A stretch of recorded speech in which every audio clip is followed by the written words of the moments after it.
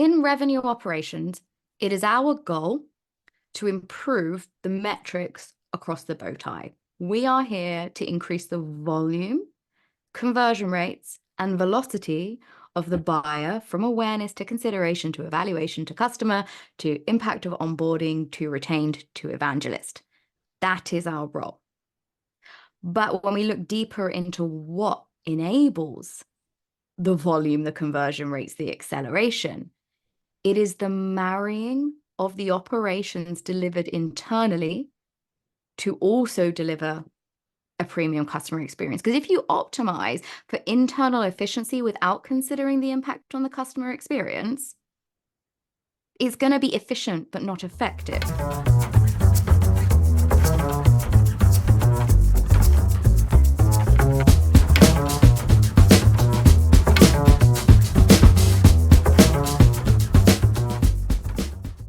Record.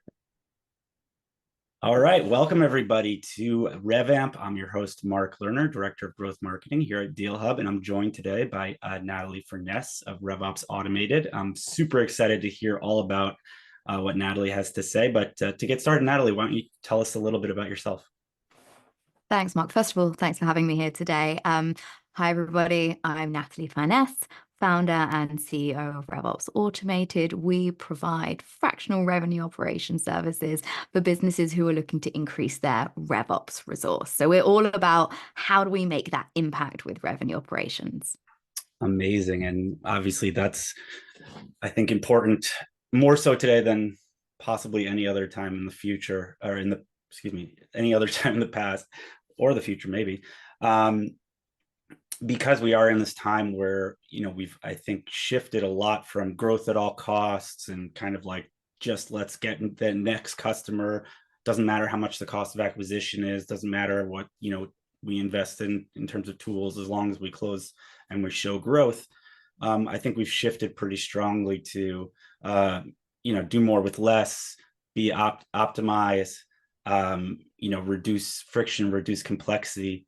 And so I think there's a lot of kind of internal auditing that companies are doing about, their systems and processes, and where there's bloat and where there's kind of unneeded complexity. And one of the things I've been hearing a lot from the people I've been talking to about this is how it's given an opportunity to have a second look at some of the systems and processes and tools that are in place, and the kind of unneeded complexity and difficulty and the lack of focusing on the end user being kind of the individual contributor in the company who has to either use the tool or the process. And in fact, when those things were implemented, it was meant to kind of make things better and faster and more optimal, but it actually created a layer of complexity, and oftentimes people kind of try to bypass it. And so, I think there's a renewed focus on that, and maybe appreciating the beauty and the simplicity.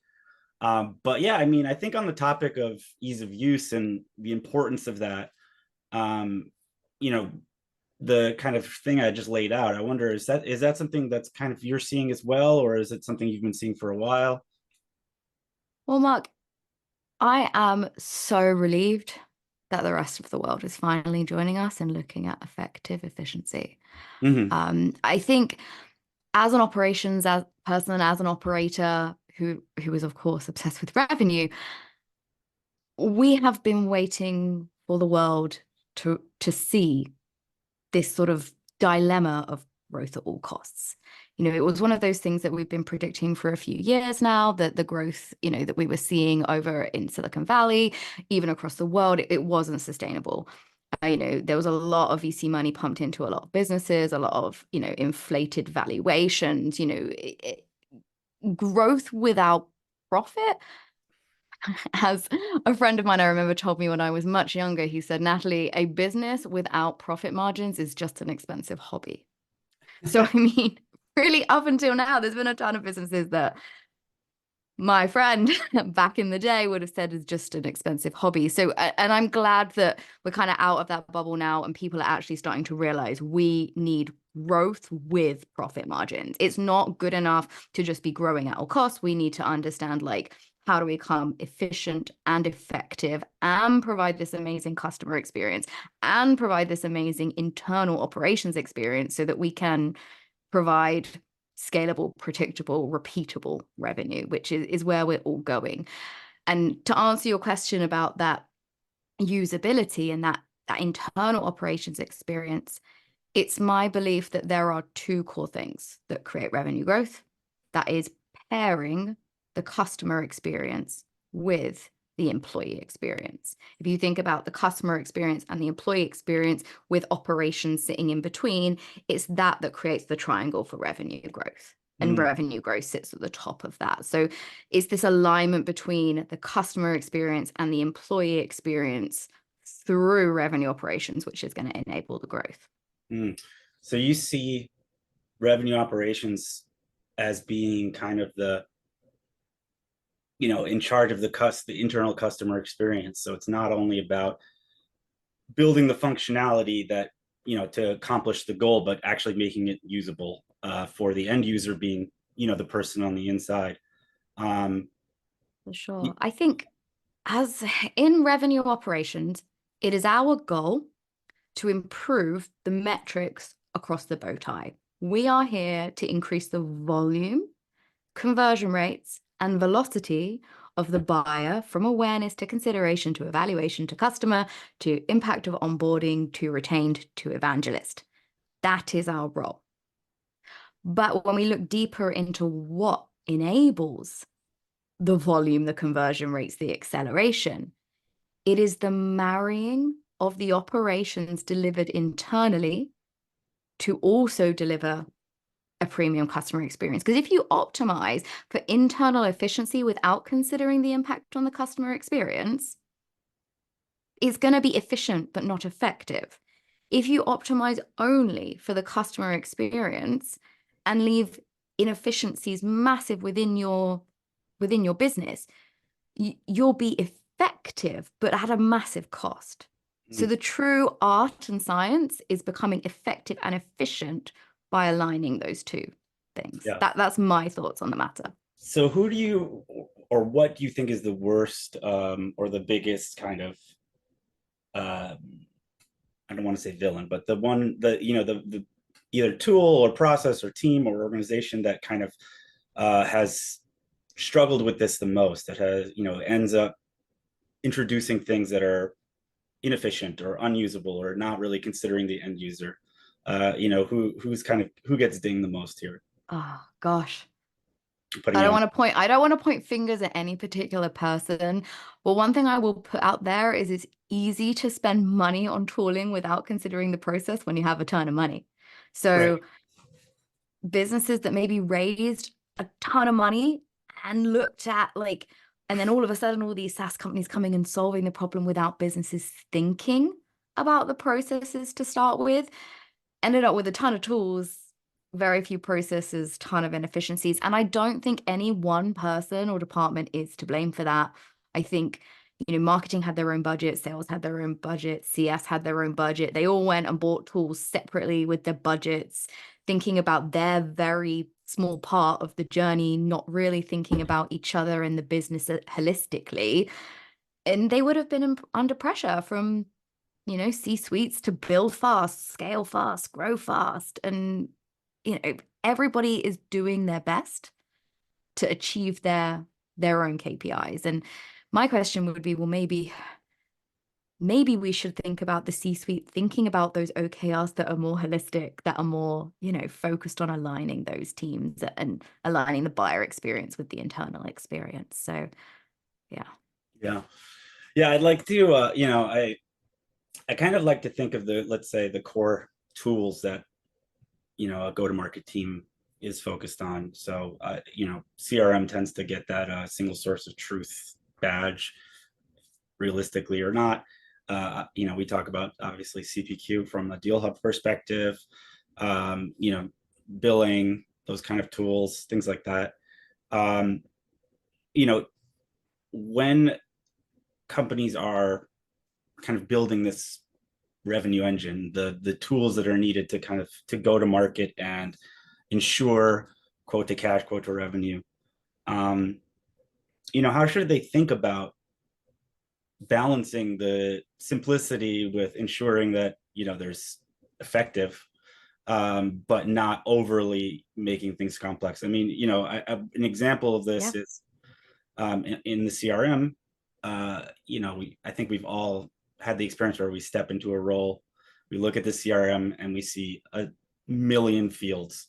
Half of them are kind of exactly the same, and no one really knows why it was there, but no one wanted to delete someone else's field, and so they just did another one, and it just kind of builds this mountain that gets Mm. harder and harder to get yourself out of. I think that's just one example, but yeah, I mean, how can companies kind of think about building simplicity into this whole thing?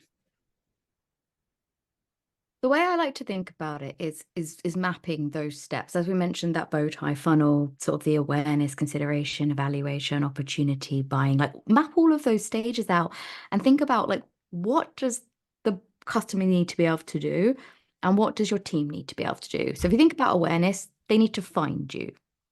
Okay? So they need to find you and they need to be able to learn about you. So what does that mean? You're going to need a CMS, you're going to need somewhere to host some content. So there's plenty of free platforms out there that people can start with, or small subscription things. And then as you get more sophisticated, you're going to want to invest in more.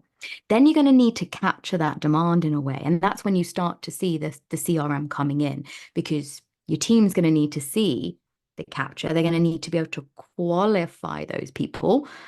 And that's when you start, as you mentioned, Mark, those properties. You don't need all the properties. You need the properties that are going to enable your team to qualify them. Okay.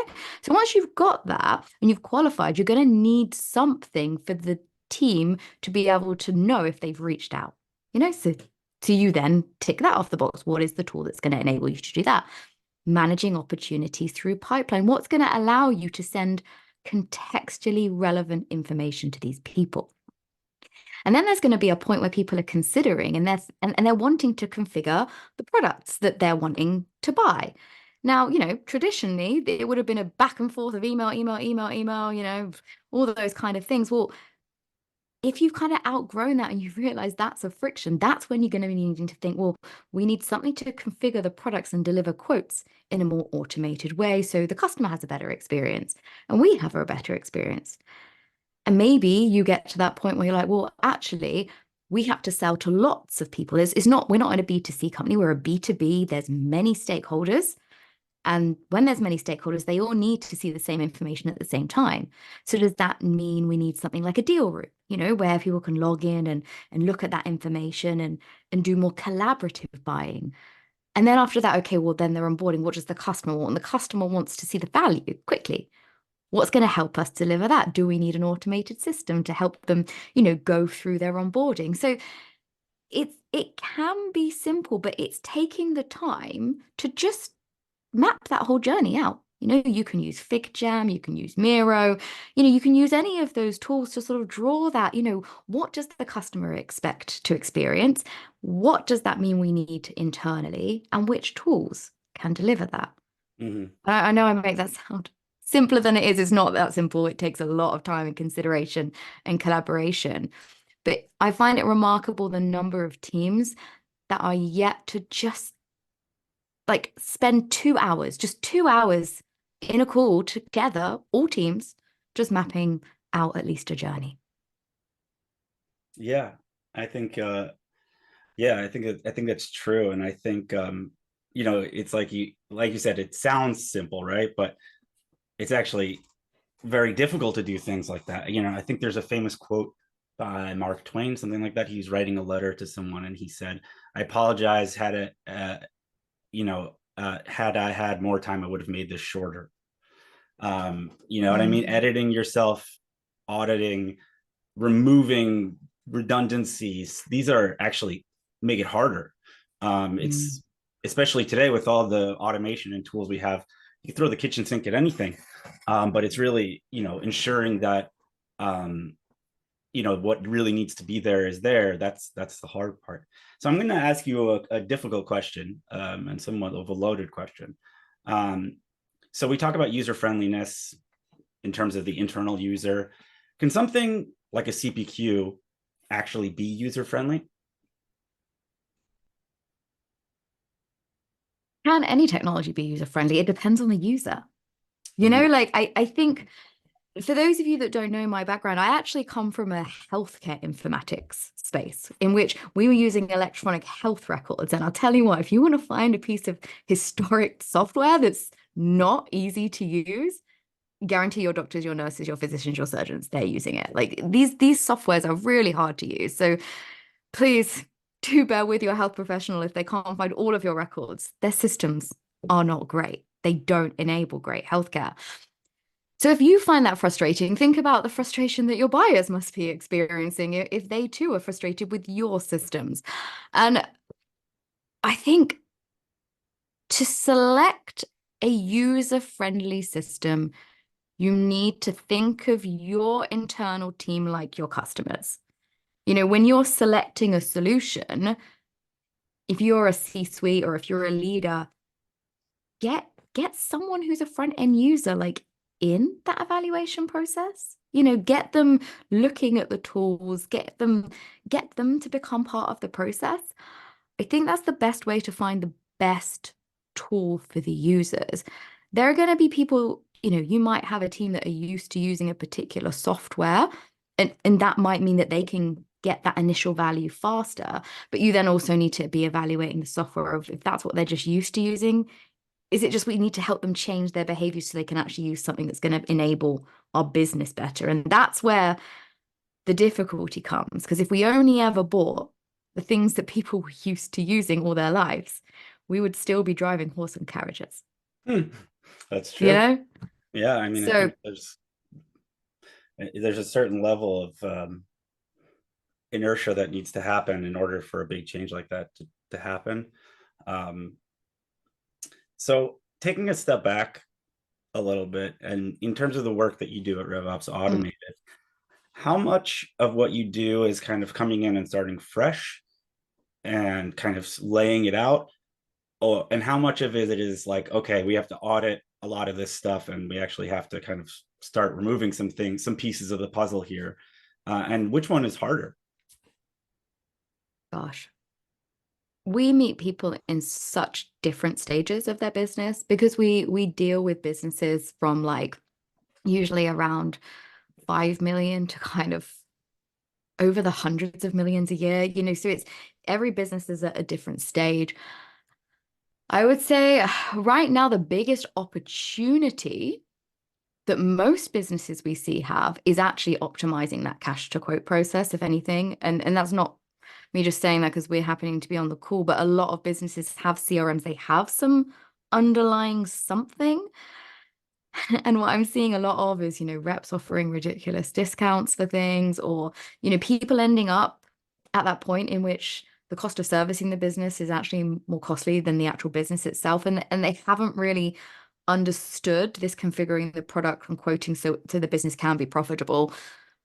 I think changing the prices of your product is the quickest way to kind of get some quick wins for revenue growth. Yeah. You know, you might lose some of the customers that don't want to spend that much money, but they're probably the most needy customers too. So I think there's a massive opportunity. And we've helped businesses kind of identify this opportunity in the CPQ space. A lot of people don't think about that friction between like choosing a product and billing. That's kind of a point in because we all think about CRMs a lot.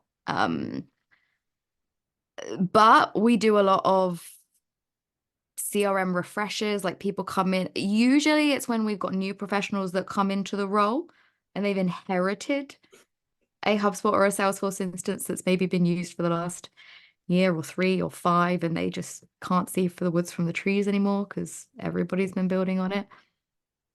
So we do cleanup stuff, but then of course we do help identify areas for innovation, quick wins, and sometimes focusing on something that isn't yet a mess or hasn't yet even been started can give a bigger impact than unpicking a ton of historical technical debt, which is why I think there is so much technical debt. Yeah. It's like, it's like I want to do the thing, the path of least resistance, and tackling that is gonna, who knows, when I pull on that string, what's going to fall out, right? It feels like they're, the guy trying to cut the wires for a bomb, and it's like, do I cut the yellow wire or the red wire? And at some point, you just take a deep breath and have to guess. Who knows if you delete a field, how many connected uh, Uh, automations are involved in that? I will jump in and say there is ways of knowing how many. Well, it depends which platform you're on. Luckily, if you're on HubSpot, there, Right. if there's a field, you can actually look at the dependencies of like everything. There is some stuff that you can do on Salesforce as well on that. Some of the other CRM systems don't give you as much visibility. Yeah. Um, but yes, I think there's almost like a two-pronged approach. We're working with a particular client at the minute who we're doing innovation work at the same time as cleanup work. Mm. So we're actually kind of pushing them forwards, and we've got this long-term kind of drip project, which is all about cleansing at the same time. And that's kind of having a double benefit for the organization because they can illustrate the steps they're making forwards and the progress to their stakeholders. So like implementing a new CRM, CPQ, like deal rooms, all those kind of things. At the same time, they've got a bank of hours focused on cleansing hygiene data. So that's happening in the background because you do, like cleaning your house every year. It's not particularly fun, but you do need to give it a spring clean and keep on top of it, else the dust will collect. And Yeah. data is much the same. Yeah. And luckily I have a partner who very much likes cleaning, or at least is more, doesn't hate it as much as I do. Because yeah, I have a tough time with being organized in that way. Yeah. Um, I despise cleaning, Mark. That's why I outsource it. Like I had pay for a cleaner because when I look at the return on investment for my time spent on cleaning, right. it's much more cost effective to hire a cleaner who's expert in cleaning, who will get a really good job done. And that's why businesses like ours exist as well, you I know. agree. I'm of the same mind. That argument has not worked internally in this home. Uh, but I digress. Um, it's interesting that you're, the having a project in which it's like kind of dual pronged. One is kind of moving forward on innovation, and one is also looking back and auditing and cleansing.